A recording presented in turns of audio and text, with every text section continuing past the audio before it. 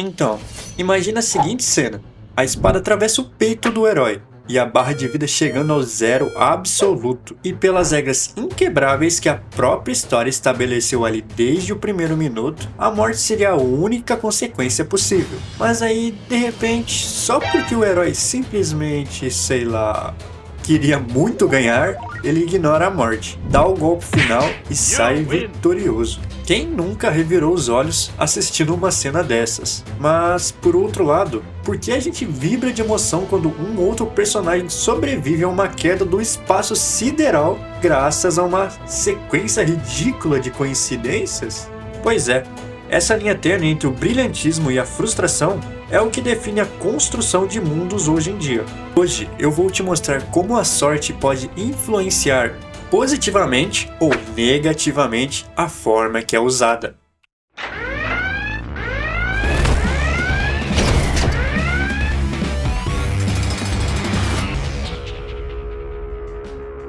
Quando a gente fala sobre a mecânica oculta das narrativas modernas, especialmente nesses gigantes da indústria de animes e mangás, o acaso não é só um detalhe, é uma ferramenta psicológica. Hoje iremos mergulhar e tentar entender como algumas coincidências parecem um insulto à inteligência de quem lê, enquanto outras são aulas magistrais de narrativa.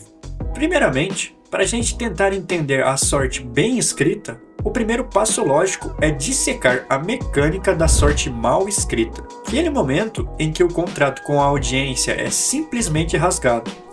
O conceito de contrato narrativo é fundamental aqui. A gente tem que tentar pensar na suspensão da descrença como um acordo silencioso.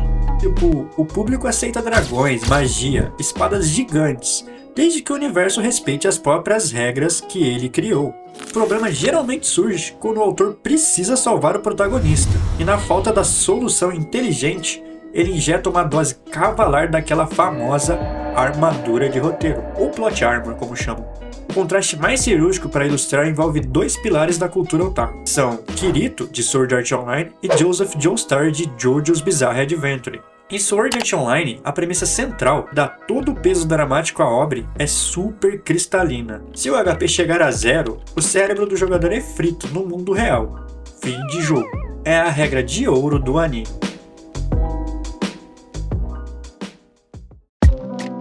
Bom, se você nunca viu Sword Art Online, aí fica um alerta de spoiler, que lá no clímax, na luta contra o antagonista, o Heathcliff, o HP do Kirito zera. A interface mostra claramente que ele morreu, e ainda assim, o avatar dele se recusa a desaparecer. Ele se move por pura força de vontade e vence o duelo. E aí, o que acontece na prática é que a regra máxima do universo foi tratada só como uma sugestão. E geralmente, pelo menos eu, odeio quando isso acontece.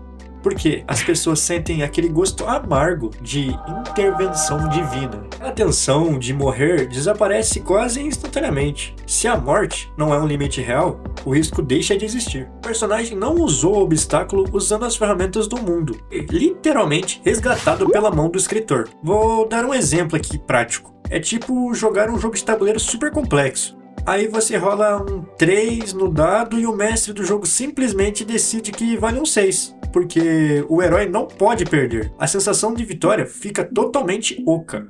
Agora, no outro lado do espectro, a gente tem o Joseph Joestar na luta contra o Cars.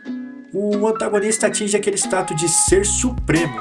E como será que o Joseph vai sobreviver? Através de uma cadeia de eventos matematicamente delirante. Envolve um vulcão em erupção, uma pedra voando no ângulo perfeito e o vilão sendo ejetado diretamente pro vácuo do espaço. Mas a genialidade está aí na consistência desse caos. A série de JoJo já tinha estabelecido, dezenas de capítulos antes, que a física daquele universo opera por estratégias mirabolantes e acasos estrambólicos. Não foi tirado do nada. Não mesmo. A pedra que voa e atinge o vilão não foi porque a regra da gravidade foi suspensa, mas porque a força da erupção do vulcão, somada ao posicionamento exato da energia, criou uma reação em cadeia bizarra usando a sua... É como se o dado fosse rolado, aí ele quicou na mesa, bateu na lâmpada, derrubou o tabuleiro e só então caiu no 6. E é aí então que surge um dilema criativo. e uma das formas que alguns dos autores mais audaciosos dessa geração encontraram foi engaiolar ela dentro de um sistema super lógico e rigoroso. O acaso deixa de ser protagonista. O protagonista passa a ser a capacidade de reagir a esse acaso. Com isso dito, temos dois personagens que se destacam. Um deles é Sung Jin-woo e o outro é Hakari. Mas você deve estar se perguntando, qual a diferença entre o sistema estar salvando sempre esses dois personagens e quando o sistema salva o Kirito? Mas como vocês viram com o exemplo que eu tinha dado antes, acontece que em Sao, o milagre quebra as regras pré-estabelecidas. Em Solo Leveling, a armadura de roteiro passa a ser a regra de existência. Com o Hakari, o seu plot armor envolve a sorte.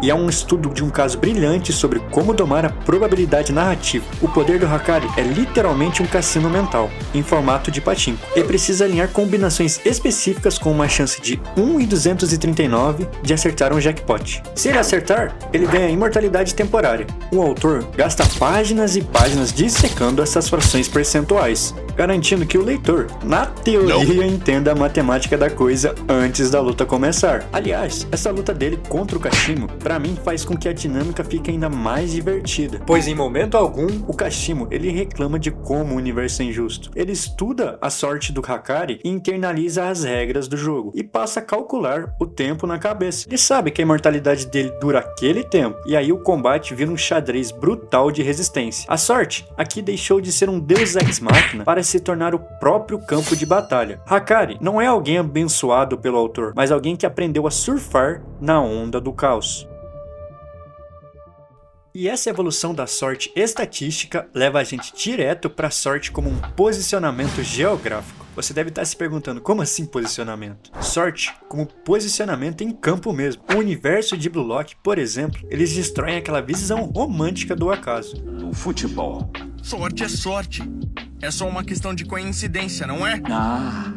Os medíocres que perdem veem assim, já que os cérebros minúsculos deles distorcem a verdade para ajustá-la. Com uma fresa quase científica, para o protagonista, o Isagi, sorte não é receber a bola de graça na frente do gol. Isso seria um milagre divino. No futebol real, isso não existe. A sorte não existe em qualquer lugar. Ela só vem para quem se coloca no caminho. É o mesmo no campo de futebol. Pense no futebol como uma série de grandes inevitabilidades e coincidências. A sorte, para ele, é a capacidade analítica de ler o jogo, mapear o caos e correr por ponto cego, onde a oportunidade tem a maior probabilidade de acontecer. Ele foi para onde poderia tirar o número da sorte e esperou. Bom, havia uma chance da bola acabar indo para o adversário. Se isso acontecesse, ele teria contra-atacado e o outro time teria ganhado. A sorte é tratada literalmente como uma peça de quebra-cabeça, e o arco dele é justamente para matar essa criança e entender que a sorte se fabrica correndo para o lugar certo. E para a gente sintetizar a teoria principal dessa nossa análise, a gente viu que a sorte e o destino numa obra bem escrita nunca decidem o resultado, apenas revelam quem estava pronto desde o início, seja se posicionando melhor no campo ou estudando probabilidades absurdas. A sorte não cria heróis, ela só expõe quem já fez o trabalho duro e solitário nos bastidores. É muito louco relacionar esse tema à nossa vida na prática, né? Quantas vezes a gente não classifica o sucesso alheio como sorte, ignorando totalmente os cálculos invisíveis e as noites sombrias que aquela pessoa teve que suportar antes de chegar lá? É o mecanismo de defesa perfeito, né?